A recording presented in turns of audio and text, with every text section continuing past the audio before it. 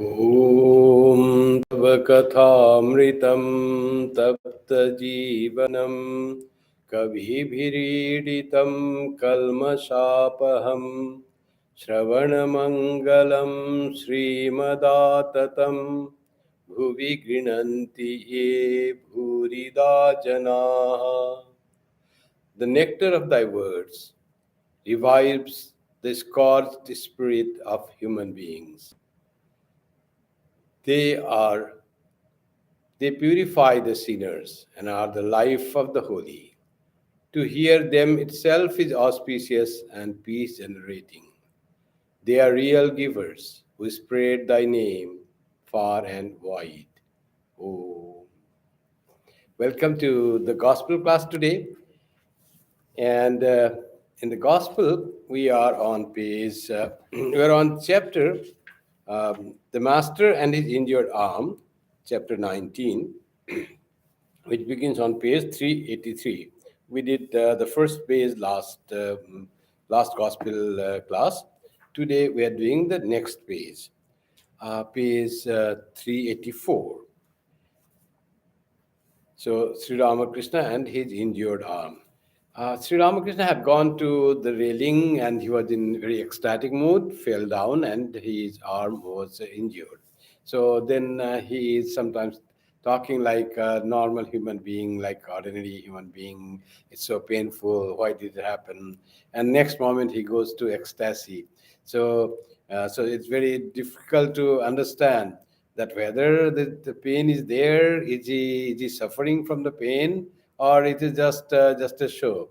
So let us go and see. Let us see that. Before that, Mahima had was talking with him about his experience during his pilgrimage to Narmada and to Varanasi, where he said that he saw in Varanasi a young brahmachari, and Narmada he saw a sannyasi who used to repeat the Gayatri mantra. And while repeating Gayatri mantra mentally, he used to be so thrilled, so ecstatic that his hairs would stand on end, body on his hairs would stand on end. And when he chanted that Om and the Gayatri mantra, then whoever heard that, those people were also they also would become thrilled, and their hairs would stand on end. So how powerful would be the experience of this, about the joy of repeating the mantra. So that Mahimacharan talks to Sri Ramakrishna about his experiences. Now Sri Ramakrishna says to Rakhal, Master, to Rakhal, you aren't to blame for it, though you are living here to look after me. For even if you had accompanied me, you certainly wouldn't have gone up to the railing. So Rakhal was there, young man Rakhal, Latu. They were living with Sri Ramakrishna. And Sri Ramakrishna had gone alone. It was not just a fell down, he was in ecstasy. So he says to Rakhal that I broke hand. It's not that your mistake that you were not there to hold me. So even if you had gone with me, you would not have gone to the railings where we had gone. So it was to happen, and that happened, he says. So giving the thing that Rakhal should not mind for being here and not taking care of his teacher for which he is here. So to just assure Rakhal of this thing, he should not have any guilt feeling. That's why he says this to Rakhal. The master again went into a spiritual mood and said, Om, Om, Om. Mother, what is this that I am saying?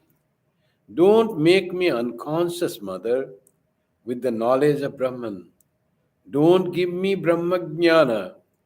I am but thy child. I am easily worried and frightened.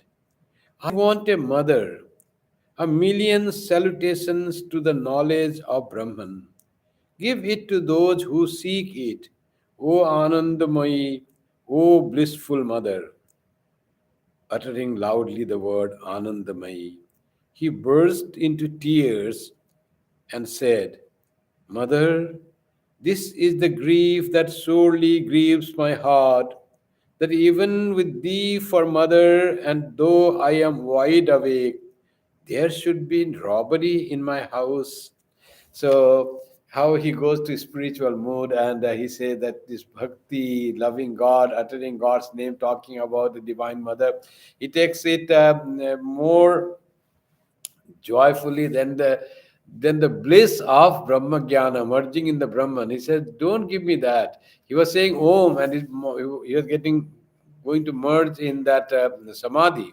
And that time, why I am saying this Om, Mother, don't give me Brahma Jnana. Don't make me merge in the absolute.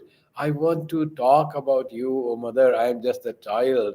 And Brahma Jnanis, they are not afraid of anything, because they know this world is everything is unreal, and the real is the Atman, which is one without a second. And he says, "I am but thy child." He just tries to impose the Dvaita Bhava. He is perfectly established in Advaita. Advaya chitta Advaya tattva samahita chittam projwala bhakti patavrita brittam. You see, Swami Vivekananda composed about him. He had this Advaita in his heart, in his very being. He's there, he's established in Advaita. Yet he would cover himself with the Dvaita, Projwala Bhakti, with Bhakti, Patabrita Brittam. So that was Sri Ramakrishna himself says, don't give me the knowledge of non-duality and merge me in non-dual experience. I'm but a child of yours. I am afraid. I want to depend on you, just like a child, he was saying. And then he said the song, he just repeated the song, "You are the blissful mother." And he burst into tears, saying that, "Mother, you are the blissful mother. Why should I merge in the non-dual bliss?" So that is so much blissful state is the samadhi. We do not have it, that's why we don't understand. But those who had, they understand what blissful state is that. To that state, everything, all the joys of the world must become insignificant. That's why Swami Vivekananda had that experience. And Sri Ramakrishna, when he asked, "What do you want?" He said, "I want to remain in that samadhi state, and now and then come out, come in the normal state, eat something, and go dive deep into samadhi state." That is that blissful state of meditation that samadhi is. But Sri Ramakrishna gives up that, doesn't want to be there, because he wants to share the joy of God, devotion to God, love of God to others. And he said this, and when he said that, Anandamayi, oh blissful mother, and he burst into tears. He cried that, and he said, "Mother, this is the grief that surely grieves my heart, that even with thee for mother, and though I am wide awake, there should be robbery in my house." That is, mother is there, but still I go. What he says is, the poet might have said this to say that why my mind diverts to the thing, why my mind is not always fixed on you. There is as if robbery comes and it drags my mind. But here the robbery to Sri Ramakrishna is different. Here the robbery is the mind merging in the Brahman, mind not dwelling in mother. You are there, but why my mind merges in the Brahman? I want to be with you. I want to talk about you. I want to see you. I want to be aware of you, O Divine Mother. Don't make me merge into Brahman. So that was the thing. Because his mind was merging in Brahman, he says, as if there is robbery and things are being robbed of him. His worldly consciousness was being robbed, and what his divine love was being robbed. And though mother is there, and he's awake, and why it happens that he's not able to um, remain in the worldly stage to talk with the devotees. That what he was saying. That's why he said this. Again he said to the Divine Mother, "What wrong have I done, Mother? Do I ever do anything? Do I ever do anything? It is thou, Mother, who does everything. I am the machine, and thou art its operator."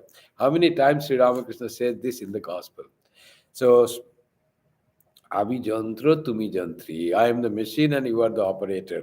So machine doesn't do any work. Operator makes the machine work. So that feeling is so much in him that he says that what is wrong, that why I fell and broke my arm. But do I do anything? It's all you do, mother. But why then it happened when you were the doer? Still, why did I break the hand? And that I am not the doer, the divine mother alone is the doer. That thought is so much deep in Sri Ramakrishna's feeling that it always is there, and he says so many times in it. It's not like our saying now and then, oh, it's God does the thing, everything is by the will of God. Just passing words we say without even going deep into this, without being even fully convinced, even for some time. Just we say lightly, we say that. But Sri Ramakrishna is fully convinced and was in this that it is divine mother who does everything. Then why I broke my hand? To Rakhal, smiling. Now he was crying. You see, just see the thing. He burst into tears when he sang that song. When they sang that song, that um, I am uh, I am awake in my, but you are there, oh mother. Still, there is robbery in my house.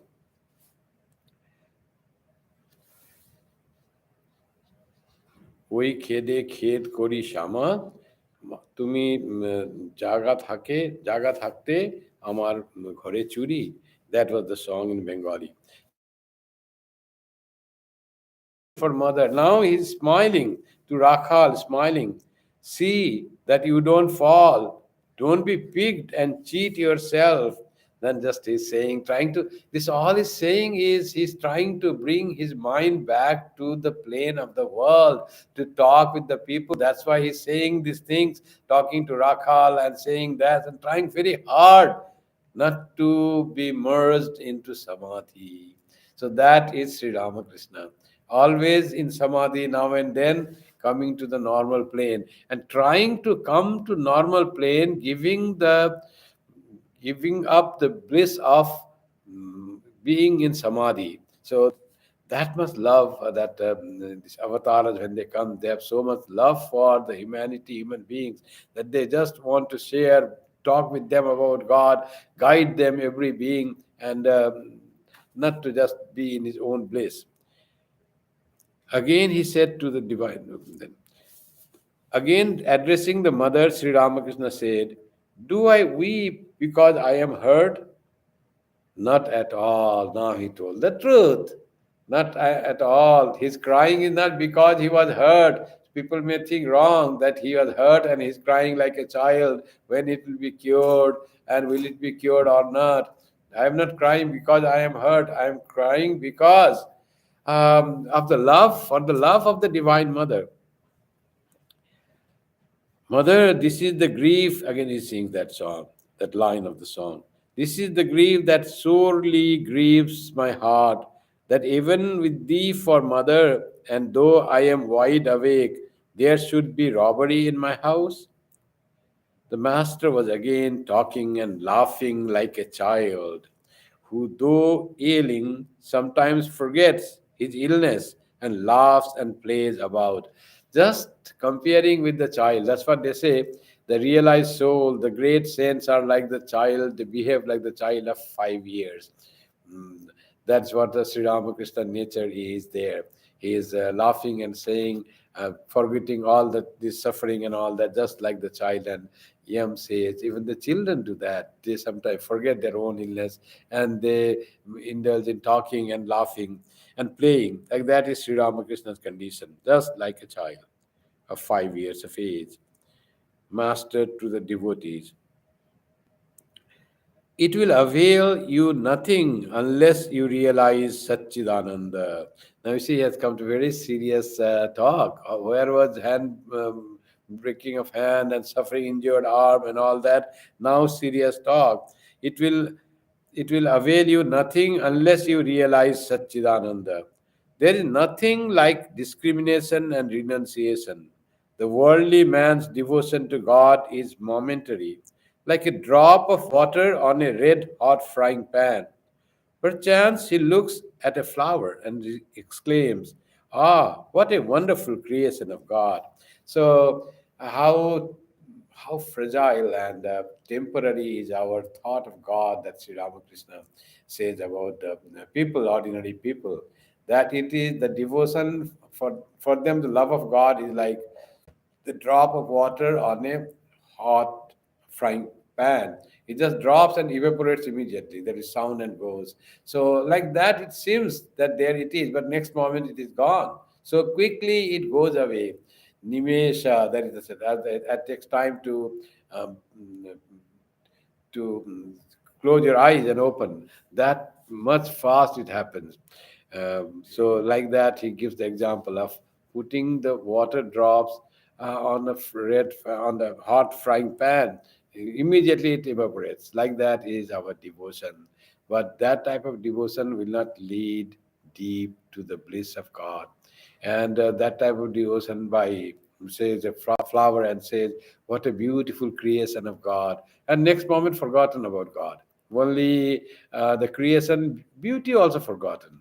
So if we could remain in the beauty of God's creation, that also gives lot of joy. Lot of it takes away suffering of the world. But our mind is always within the suffering of the world and the problems of the world, the problems which never goes away. One problem goes, another problem comes. Whole life we just spend in the problem, thought of problems, and thinking of problems is not the solution of the problem. We just go in that in a circle and move that, and we want to live in that as it were. But we never want to go away from the problem and try to find the beauty, the joy. Even not that, beauty of creation is a great beauty. Beauty of flower and the forest and the snow and the sunrise and the moonlit night. All these have so much beauty given. This, when our mind goes to the beauty of creation, beauty of nature, mind comes out of the problems and suffering of life. That also could do, but that also doesn't happen. What a beautiful flower God has created. God came, beauty came, for just like the frying pan, you put the water, immediately sound and hiss and gone. Like that is the thought of God and the beauty of God's creation. That is so temporary. That's why he says there is nothing like Viveka and Vairagya. Viveka and Vairagya, discrimination and renunciation. The discrimination is always, all. What happens with discrimination and renunciation? Discrimination knows that what is the real joy of life. Joy of life is God, and renunciation is whatever is mm, not joyful, not the source of joy. You don't consider that much, you don't think about that much, and you renounce that, you take that away from your life and focus on that is joyful. Focus on God, think of God more than the things of the world. That is called renunciation. And discrimination is to understand that world has no real joy in the world. The world is the name of the problems. It is all the problem. And in the name of even the solving the problem, you have to have calm and peaceful mind. Then only solutions for the problems come. But we are always in the whirlpool of the problems, one after another, and even we don't get solution. But we somehow just be in that whirlpool. We don't even come out, want to come out of that. And when we can come out of the problem gets solved. Problems are mostly solved by themselves. You don't have to put anything. We rather make, by thinking of the solving the problems, we make the problem more complicated. And we always like they say gobure poka, the one worm that lives in the dung, cow dung, and always it wants to stay there. It won't. If you keep out, it will go into that. Like that becomes our habit because we don't have discrimination and renunciation.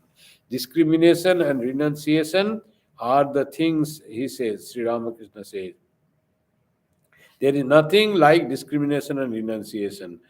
So, and you have, it will avail you nothing unless you realize Satchidananda. What is realizing Satchidananda? Having real love for God. That love of God which makes us think of God more than the thinking of the world. When we love, that is a test of whether we love God or not. Whether our thought of God has become automatic, we think of God more than the things of the world. And if we have done that, that becomes Satchidananda. God is Satchidananda.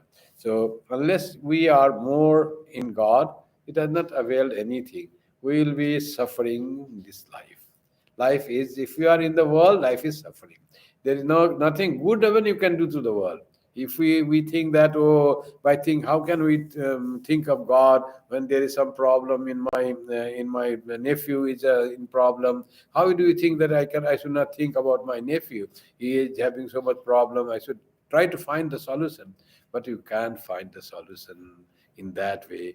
Think of God, and solution will come in your thoughts by given by God. Then only the real solution will come. Then only your words of advice will act upon your nephew. Otherwise, whatever you say will be useless. And then you tell him to change his method, and then nephew doesn't listen. Then you become angry upon your nephew, and you become more miserable by trying to solve the problems of the world in a worldly, selfish way. Self, if you are egotistic and try to solve the problems, your problems are deepen more. But if you think of God, then there is the solution to the problem comes. Then a word may become effective. Then you, when your nephew doesn't hear, listen to what you say, you are not affected. Like that thing happens. That's why it is no avail if you do not realize Satchidananda. It will avail you nothing unless you realize Satchidananda. There is nothing like discrimination and renunciation. That is the very basis of love of God. Discrimination and renunciation automatically happens. If you love God, discriminate. If you have love of God, renunciation of the worldly things, it happens. Renunciation doesn't mean renouncing the world, though. Renunciation is not thinking of the worldly things. That is the renunciation. And the discrimination is to have love of God. God is the reality, that is the source of joy. And to realize that is discrimination. And when you think of God more, that becomes renunciation. You renounce the world, you don't think more about the world. The worldly man's devotion is so temporary. He gives such an example of temporary. One must be restless for God. If a son clamors persistently for the share of the property, his parents consult with each other and give it to him even though he is a minor.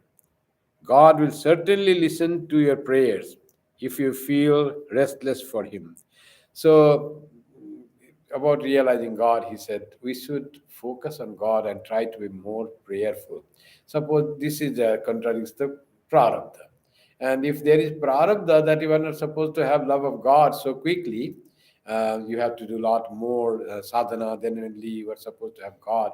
And he gives the example from our daily experience that minor, then he says, I want the property. And then if he says to his parents and father and mother consult, oh, he's pestering too much, maybe he'll be angry, maybe he'll leave. So let us give something, let us pacify him by doing the thing. Like that is God.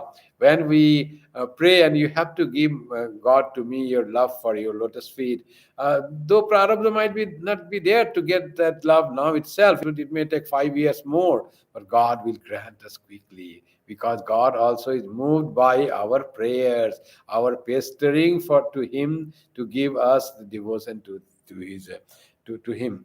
So that's how he makes the example of our worldly relationship with our relationship with God. So it is just like that. God will certainly listen to your prayers if you feel restless for Him. Feeling restless again comes that you want to see God. Nothing of the world is becomes really peaceful or enjoyable for you. Um, as Sri Chaitanya says in Shikshastakam, that when will be the time coming that every moment will feel like a yuga, sunnaitam, when the tears will flow from our eyes like the rainy season, when forgetting you for one moment be like the ages. So forgetting you will be the world without you, like the void. When will that day come, says Chaitanya Mahaprabhu. So like that feeling comes with our God, life is like as if it is worthless living. So as we see in the life of Sri Ramakrishna, it is not because he is avatara that he had such feeling. He said that it can, such thing can happen to every being who thinks of God more. The reality of God becomes closer to God, wants to see God, and that type of thing will come. God will grant us devotion to Him more quickly than we are supposed to do if we pester Him, if we pray to Him persistently. One must be restless for God. If a son clamors persistently for his share of the property, his parents consult with each other and give it to him, even though he is a minor. God will certainly listen, this word certainly. God will certainly listen to your prayers if you feel restless for Him. Since He has begotten us, surely we can claim our inheritance from Him. He is our own Father, our own Mother. We can force our demand on Him. We can say to Him, "Reveal Thyself to me, or I shall cut my throat with a knife." He did himself, he did that. That's what he's saying. So, that much of thing you have to show to me, you just praise to God. And he gives so many examples. Someone was, his boy's example, he gives at another page. He was asking some money, give me some paisa, I will buy some kite. So mother said, "How can I give you money? Your father will not be happy. So where will you go in sun and then you will fly the kite? So I have to ask your father." The father was not there, and the son was pestering. "Mother, you give me, otherwise you will not. I will not eat like this, like that." And after long pestering, then mother goes and opens the cash box with the clicking sound and brings out two pies and gives to the boy, which she was not willing to give earlier. Like that, the divine mother is that way. The God is that way. You just pray to Him, and He will grant our prayers. Especially if the prayer is a spiritual prayer, is more granted, and that's more joyful. Other prayers are we may get the things, other things. May my this be gone, my fever is gone, my COVID becomes cured. It may be cure COVID, and after some time again there is flu. Again, my flu is gone. Then after that is headache. Always this only worldly thing you ask and you gain, and again it is repeated. But when you ask for something permanent, like make me spiritual, make me not find fault with others, make me friendly with all, may I not judge others. Like those things, if it is granted once, it becomes like that. You are so happy with out of that. Then everyone, you are happy with everyone. When we they say, if you want to happy in the world, if you want if you want yourself to be loved by all, then you may have to do compromise with others thoughts and all that. But if you stop finding fault with others, then every you will love everyone. You want love, you want to be loved by the world, then you may have to do many compromise to the world. They say, there is a saying, the headmaster who is loved by all teachers, no complaint from any teacher, there is something wrong in that headmaster. Because he has to say, he has to administer, no? He has to go to the class, deposit your answer, question papers in time, and he's saying nothing to that. That is not a good headmaster, something lacking. So, like that, if we please everyone, so we have to compromise with the world. But if we do not find fault with others, then we love everyone. So when we love one person, you see, one our son or our closest person we love, how much joy we have in loving. So if we love everyone, that manifold the joy of life comes. So what is the blockage between the experience of the joy of loving all and being selfish and self-centered? Just this being judgmental to others, finding fault to others. Sri Ramakrishna said, when you pray to God for many things, also pray this, that may I not find fault with anyone, may I not be judgmental.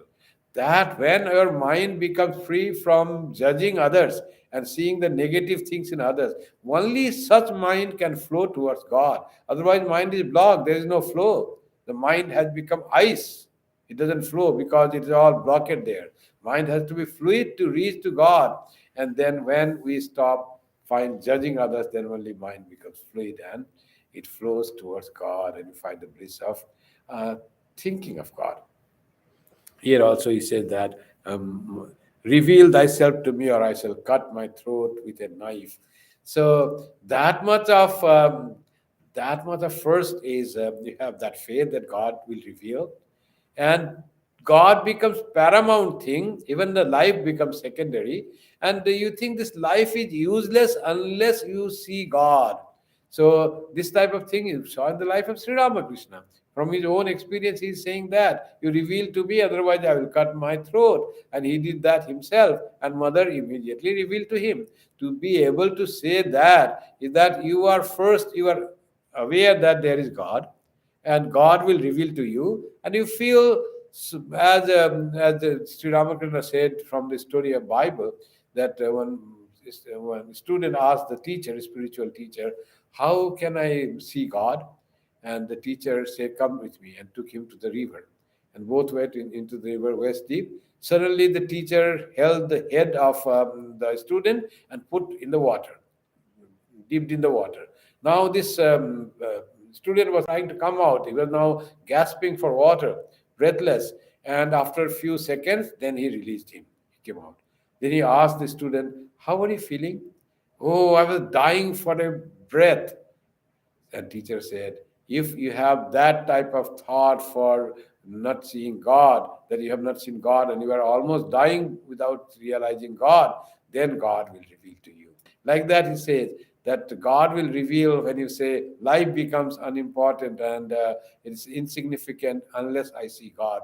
That's what happened in Buddha's life. Buddha said, I will not get up from this seat unless I get that bodhi. May my this muscle be all diluted and bone pulverized. Twagasti mangsam pralayam chayati. So we had all this degenerate pralaya. Laya, it happens to twag asti mangsa. So unless I have aprapya bodhim bahukalpa durlabam naiva sanat kayam atah chalishyate. I will not move my body from this asana, from this seat, unless I realize that bodhi that is desired to have realized sin of bahukalpa durlabam. So from ages together, it's so difficult to find. And unless I get that, life is not important, body is not important. That type of resolve, and that night itself, Buddha dives deep into the truth, into the nirvana, and becomes awakened, becomes Buddha. The Gautama becomes Buddha. Only when he was ready to give up his life for the sake of truth. Only when Sri Ramakrishna was ready to give up his life for the sake of God. So this is the extreme case, he said. But that will not come unless, and that this type of thing God gives, that you are at the threshold. Somehow the devotee feels, I'm the threshold at of the vision of God. And at that time, nothing else seems sweet or bearable. The life itself becomes unbearable. This is, we are very far from that state. We cannot say. There were in this Swami Vivekananda's brother disciple, it was just they had Sri Ramakrishna. After Sri Ramakrishna Mahasamadhi, they were in Baranagar Mutt, very poor, nothing to eat, but all used to meditate. And they used to often feign, and sometimes they would to make joke. And one of the brother disciple, he said, oh, I have not realized God, can you give me knife? I want to cut my throat. Some other said, some Narendranath, I think he said, go and pick up the knife from the kitchen and cut your throat. Why have to ask from someone? Just like they were joking. So like that is the state if we are not reached there. But when we reach the state when we are close to realize God, then life itself becomes unbearable. Then you don't want to live even. So we are yet far from that state. Our state is the prayerful state. Mother, give me that restlessness, that vyakulata, that type of longing for, yearning for your vision, longing for for the love for a lotus feet. Oh, Mother, grant me that. And may, Mother, may I not find fault with others. Like that is the our state is that way, prayer to that way, to grow in love for God. When such situation comes, you may feel that way, and God is ready to reveal. That is the when you do that way, bring the knife and all that, then it is Arunodaya has happened. God will definitely reveal to such person. No one has to cut in his or her own throat with knife. God is really there. If you see that, you know that you are forcing God. Since he has begotten us, there is saying the begotten Son of God, the only begotten Son of God. In Christianity, it's said about Jesus. But Sanatana Dharma believes that we are all children of same God, and we are all divine in nature. We are all perfect, but not able to yet manifest that perfectness because we are not fully purified in our heart and mind. So when we become pure in heart and mind, that divinity is manifested through us also. The blissful divinity starts manifesting, and we are all the children of God. So begotten children of God. That's the word given. This word here by our Nikhilanandaji's translation. Exactly, he brings the word from the Bible. Surely we can claim our inheritance from him. And what is that inheritance? That divinity is our inheritance. At one place he says, uh, "You are the heir of uh, my Aishwarya, my wealth." And what is my wealth? This is discrimination and renunciation. This is love of God. That is my wealth, and you can get that because you all belong to me. Those who think of me will get my Aishwarya, that he says. And what is my Aishwarya? It is love of God. That is my Aishwarya. Viveka and Vairagya, that is my Aishwarya. Purity and truthfulness, that is my Aishwarya. And you will all get that because you are heir to my wealth, because you are my children, my devotees, he says. We can force our demand on him. We can say to him, "Reveal thyself to me, or I shall cut my throat with a knife." Sri Ramakrishna taught the devotees how to call on the Divine Mother. Master, I used to pray to her in this way: "O Mother, O blissful one, reveal thyself to me. Thou must." Again, I would say to her, "O Lord of the lowly, O Lord of the universe, surely I am not outside thy universe. I am bereft of knowledge. I am without discipline. I have no devotion. I know nothing. Thou must be gracious and reveal thyself to me." One is like forcing, another is importunating to God, that to reveal, requesting very deeply, "Lord, please reveal. I have no power to even to pray, so I don't know anything, but we depend only on your grace." Sometimes that way, and some people may ask, "Mother, what does it mean? I am your child. You have to go me." So one is that when you say that I can hurt myself, or you have to reveal, you force on Divine Mother. That is the tamas of the bhakti. And tamas of the bhakti is needed. Even Swami Vivekananda says, you have to force the Divine Mother. Divine Mother only saying, "Praying Mother, if possible, grant me this." If, "Mother, I am your child. You have to give me. If you do not give me, who will give? There's no one else who is my own. You are the only one." That is forcing on the mother. And sometimes, "I am nothing. It's all you. The whole world is yours. I am also in the world. I belong to you, O Lord, give me." That's more passive prayer, but both are effective according to different personalities and different times, different moods of the same person also it may happen. So, but forcing God is possible if we think God is our own. Then we can force Sri Ramakrishna, we can force Holy Mother, "Mother, you have to give me this, otherwise, who will do that?" So, like that depends on our attitude at that time, and that way we become closer to God, and our feeling, what type of connection we feel with God. That type of prayer will come. Thus, the Master taught the devotees how to pray. They were deeply touched. Tears filled Mahima Charan's eyes. You see, we are just reading. But when Sri Ramakrishna said these words, how to pray, it was this Mahimacharan is now shedding tears. That was the lively prayer that Sri Ramakrishna said, how he prayed to Mother, that exactly that thing he is doing again, remembering and saying the same way. Mahimacharan is now shedding tears. Divine Mother, when he prayed to that, Divine Mother had to reveal herself. She came and revealed herself to Sri Ramakrishna. That was the intensity of the prayer of Sri Ramakrishna, that it is felt by the devotees who are listening to how he used to pray. And he exactly, again, recapitulates and says in the same way, with the same feeling that he had with the Divine Mother, he brings that feeling here. And that's why he touches the heart of the devotees and brings the tears in the eyes of Mahimachan. Mahimachan was a big devotee. That's why he brought. So he told those two incidents from Varanasi and Narmada, that reading and reciting the Gayatri mantra, person was thrilled, and his body hairs stood on his body. Sri Ramakrishna Sri Ramakrishna looked at him and sang. He looked at Mahimacharan and sang, "Cry to your mother Shyama with a real cry, O mind. And how can she hold herself from you? How can Shama stay away?" That is what the poet says, who has experienced Ram Prasad.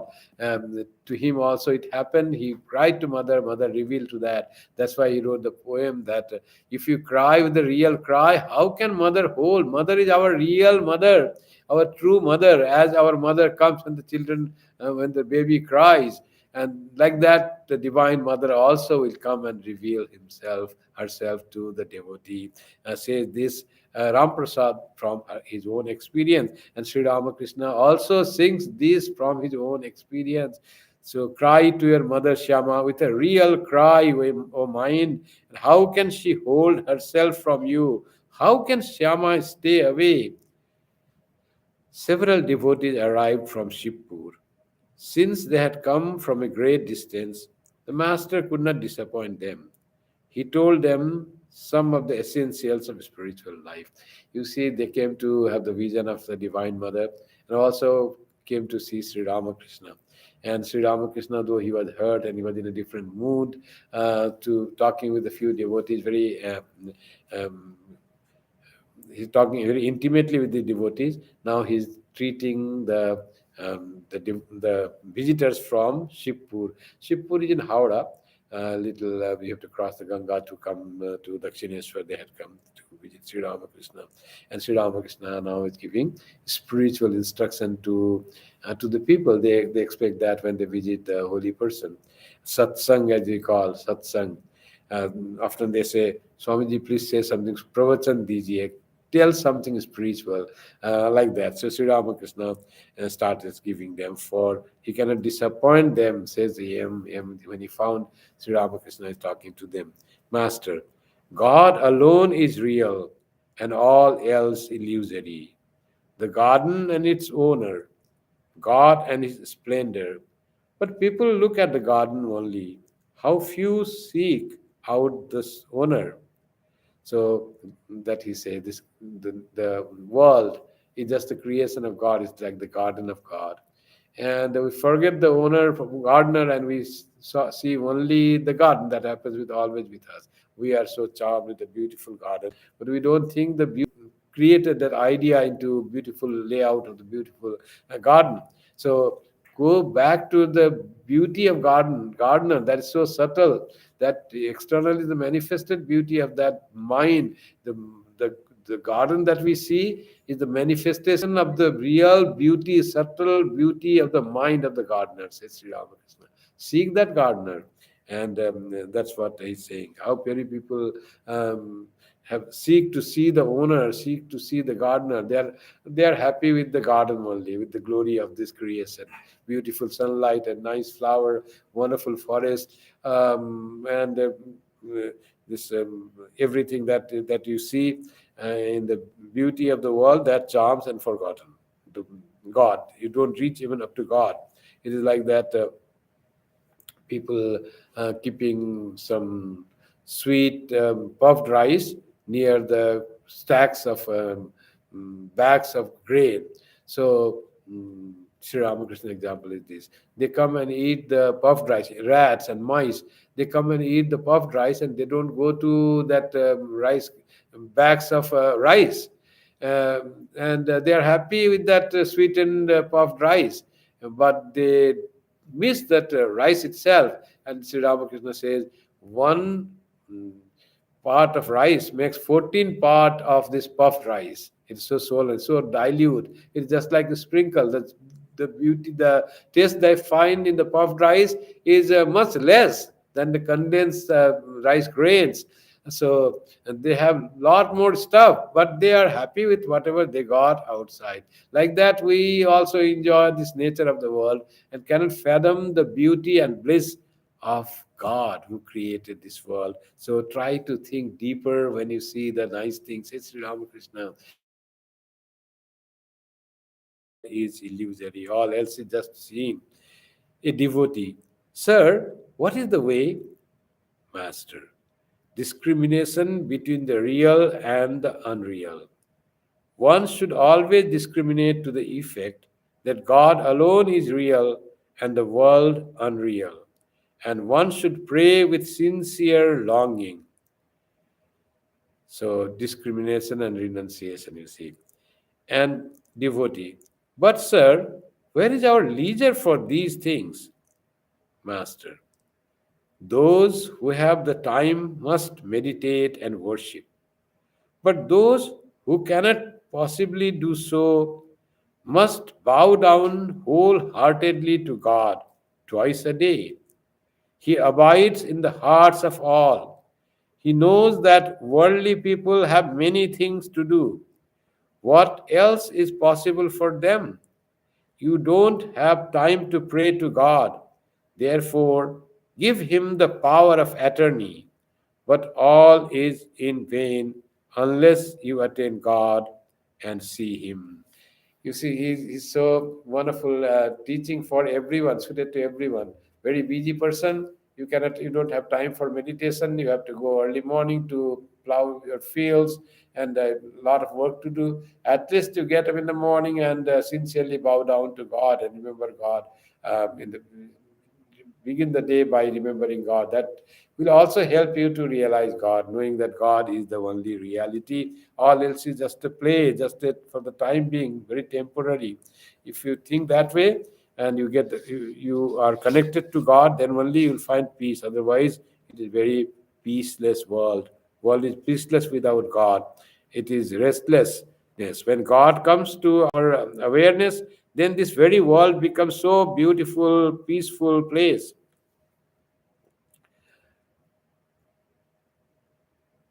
Give him the power of attorney. So, Lord, I have no time to do. Now you take care of myself. Resign yourself to God. That also helps. Surrender, resignation to the will of God. Another devotee. Sir, to see you is the same as to see God. Master, don't ever say that again. The waves belong to the Ganges, not the Ganges to the waves. A man cannot realize God unless he gets rid of all such egotistic ideas as I am such an important man or I am so and so. Level the mound of I to the ground by dissolving it with tears of devotion. What a beautiful teaching Sri Ramakrishna gives us. The ego, like there's the mound, there's the hillock of the ego. And when there is rain, the water doesn't collect there. Water collects on the ground where there is nothing hide there. So you have to clear that mound of ego, that I am this, I am that, I have this, all related to me, like that thing. I have this responsibility. That's also ego. It comes. I do so much. All those things happen, and that ego has to go. And how will it go? It has to be clean. So how this mound of the clay will go? You have to wash it, or you have to take it away with spade. So to wash it with water, you have to cry with devotion. And he says, this amount of I to go to the ground, make that to the ground level by dissolving it with tears of devotion. So pray to God with devotion. Only then this mound of ego will go, then God will manifest. When ego is not there, then God comes. जब जब मैं था तब हरि नहीं. When there is ego, lot of ego, I, everything, there is no God there. जब हरि है तब मैं नाही. When it is only God, then ego is gone. There is no I. Sri Ramakrishna says, I don't find my I anywhere. It's all mother. That happens to that. This is Kabir Das poem. जब हरि है तब मैं नाही. When there is God, I don't find my ego there. There is no ego. Kabir Das also had the same experience, and we all can have same experience by removing our ego, that I sense, that I am this and I am that. There's nothing. This ego is just it is just a fancy. There's no real existence of the ego. What is reality? What is real existing thing is God. Our soul is God, and by our ignorance and impurity, we make that soul, which is God, to our ego. We consider that our ego, making it like in our language, making it big. I am wealthy, I am learned, I am intelligent, and in reality making it very minute, diminutive, because God is all powerful. You cannot make that God individual, whatever you think you have achieved as your thing. So you in fact make it much smaller, you make it little, and then you have the ego there. So when that ego goes, you find the glory of God within you, that God is everything, ego gone. And when God comes, all problems are solved. World has no problem. They say problems are not solved, all problems are dissolved. All problems of the world is because of ego, and ego is because of ignorance. So when ignorance goes, impurity goes, then ego is washed away, goes away by the process of removing ignorance. Now the removing this mound of ego, two ways. One, you work hard with the spade and you remove that. Other is slowly remove by washing it, not much labor. You put some water, hose, and it by the power of water hose, it all is clean. So in that cleaning with the hose, it may take more time, but that is the way that many of us can do. So that water is the tears of our eyes. The more we pray to God, Lord, I am not able to do this. Still, I have ego. It's not going. Lord, please take away my ego, and may I feel myself one with Thee. You are sitting in my heart. Yet there is ego in me. How is that? So like that, if you say, Mother, being you there, still there is robbery in my house when I am awake. Like those feelings when they comes, then we become free from ego. Or at least ego is lessened. Ego is first ripened ego from the unripe ego, then the ego becomes lessened. Then God starts manifesting in us. So when God starts manifesting, then when our ego becomes less, God becomes more in us, then comes the real love manifest to in our heart, in our behavior. And that love is all encompassing love. That love is not discriminatory love. This is my, I like and love this. This is not mine, I hate that. That thing won't happen. You love everyone with the equal eye when God manifests by, when we could remove and lessen, make the ego less prominent in us. And that is possible by the practice of bhakti, by our prayer, and of course by meditation and japam. All that will happen. Mind will be purified, ego will become less. More of bliss and peace will be there in our life, and more of joy we will find in this world while roaming in this world with all these ever-changing things, with all these things that puzzle us. That still we will not be puzzled, and we can make ourselves peaceful amidst all the problems of life. And when we are peaceful, that peacefulness is caught by others, and they also feel peaceful. In the This all is the idea of ourselves about the problems of life. Whatever are the problems, we see the problems much more exaggerated way, and we think we are responsible to all solve all the problems. And this all are our misunderstanding and the play of ego that happens that way. Problems are there, the problems will take its own course. If we are composed and quiet and calm, something will come in our thought, how can the problem be solved? So let us resign to the will of God, more of prayer to God, more of connection to God, and everything will set right for this world. Our all problems will be gone, and this world that seems to be so difficult, so imperfect, that this very world will seem so nice, because God has started revealing from you, and everything is acceptable. God is playing everyone. God is residing in the heart of everyone. Vasudeva Sarvamiti. Everything is God. That type of idea will come to us by the grace of God, when our ego is washed away and God reveals Himself within us. Thank you. Om Shanti Shanti Shanti. Hari Om Tat Sat. Shri Ramakrishna Arpanamastu. Jananim Saradam Devim Ramakrishnam Jagadgurum Padapadme Tayo Shritva Pranamami Muhurmu. Good night to everyone.